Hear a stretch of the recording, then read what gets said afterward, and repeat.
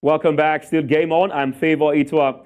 When I'll go straight to stories making headlines in the world of football. This time around in Ghana, where of course elections have been made in the Football Association, and Court Okraku has been re-elected as president of the Ghana Football Association for another 4 years. Now, a lot of persons have welcomed this election. Some of persons feel that maybe another person should tinker the affairs of football in Ghana. Now, joining us to talk about the elections and the way forward for Ghana football in the next 4 years is a sports journalist. He's from Ghana, but of course he's based right now in Washington, D.C., United States of America. Where Seidu Adamu joins us this evening. Good evening to you. Welcome to Game On.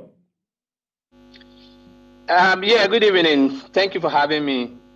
All right. Just about yesterday, elections were made in Ghana, in Tamale, and Court Okraku, on paper, he was favorite, and yes, he has retained the seat in the next 4 years. What does this mean for Ghana Football Association, for Ghana football? Well, I think that when you say he was overwhelming favorite, he went unopposed. Nobody contested him. Nobody contested him not because there were no people, but people were not allowed to contest him because the system was made to ensure that anyone that came to contest him was disqualified. So for a bit of context, let's put that to perspective that he went on unopposed, and went unopposed not because there was nobody to contest him. So just to add to that bit. But then if you ask what it means to Ghana football, I would say that his election means that there should be, or there's going to be continuation of what he's been doing in the last 4 years. And what has he been doing in the last 4 years? For me, I think that if you go by his own team or his own agenda, his agenda is fixing the fundamentals. Therefore, if his agenda is fixing the fundamentals, then we are looking at fixing the fundamentals in terms of the break in the grassroots football. Ghana, in the past, was known to have very strong grassroots football. He needs to fix that.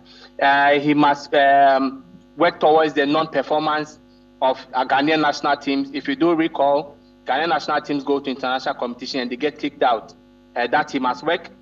He must work at improving the lack of interest in the domestic football. It's becoming a shame to Ghana football when clubs play at domestic level and there's no one watching. The last time the two biggest clubs played, Asante Kotoko and Hartsfield played, we had less than 5,000 people watching them. And these are clubs that are able to command more than 40,000 spectators at a game. So he needs to fix that. We also would want him to be able to fix the perceived disunity in the football family. That has been something that's been going on within the last 4 years. And so I think that should be fixed. We also want to, one area that Court Okraku has done pretty well is women football. In fact, he's raised the standard of Ghanaian women football. So, what it means is that in the next 4 years, he must continue what he's been doing in regards to the women football. He must improve their performance, especially at the national team level, the club level. We've had Ghana qualify 2 times to the last 3 women CAF champions. CAF Women Champions League, and so this year again, there's a Ghanaian club there. So women football, he's done tremendous work, but we will still want to see an improvement in the welfare of women football. All right, now you've talked about what he needs to do as a president towards football in Ghana. As a person, as a sports journalist, are you optimistic that this will be done, or you're just or how hopeful that this will be met in the next 4 years? Do you think it's feasible in your own view? Well, Ghana has so much potential in terms of all the areas that I've spoken about. All that he needs to do is to put his house into order. All that he needs to do is, first and foremost, bring all the various factions together. If you cast your mind back in the last 4 years, all the people that contested Court Okraku are now virtually out of football. Okraku Palmer, who once upon a time managed the Ghana national teams, is out of football now. His club has been relegated to the lowest division. He is no more in contention to manage football. He needs to bring him back. Nana Amponsa, the former chief executive officer of Asante Kotoko, is out of football. Fred Papu, who was former vice president of the Ghana Football Association, is out of football. And now the only person amongst the team or people that contested CAD in the last 4 years, still standing is George Afriye, who was also,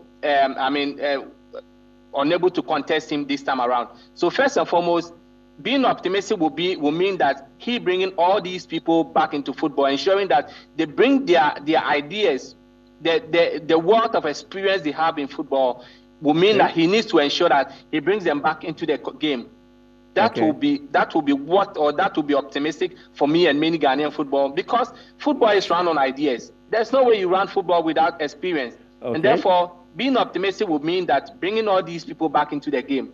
It will also mean that allowing the independent bodies of the association work to ensure that they deliver based on the rules and regulations and the statutes of the football association.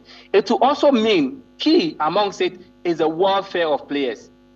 Ghanaian players, players that play in the domestic Ghanaian football competition are one of the most vulnerable groups in the Ghanaian football landscape.